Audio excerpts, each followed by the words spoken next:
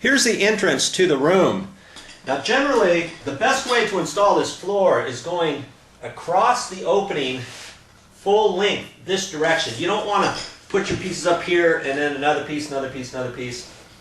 It's just, it looks nicer if when you come into a room, you've got all the plankings going from left to right. So look at your room and make that determination first. So, see, when I go across here, it'll be fine. It'll just butt right up against that window wall there. We'll be going from left to right there, and it will come all the way over back to the door. I'm at the doorway right here, and here's the other end of the room. I'm going to have planking going from left to right in this direction like that.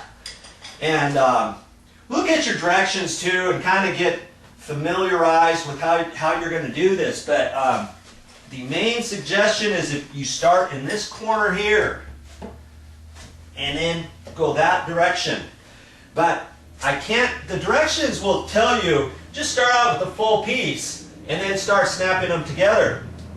Well, you may not want to do that because you may end up having to cut this first piece before you put it up against the wall and that kind of thing. If I start out with a full piece, maybe at the other end, if I don't do a little bit of pre-measuring, what if I find out that I have a full piece at the far right hand end and then I've got to cut a little piece 3/8 of an inch long and then I'm trying to snap it in there and all that. You know, if that was the case, then I should cut this first piece off a little bit so that I have a bigger piece at that end. You see what I'm saying? You can still start with a fairly long piece here. And these pieces, they're going to vary. These are about 48 inches. Now you can get other planking that's maybe 4.5 feet long. You'll just have to kind of to see. But this is what I chose, so that's what I'm going to put down. Here's another reason why I don't want to start at the door.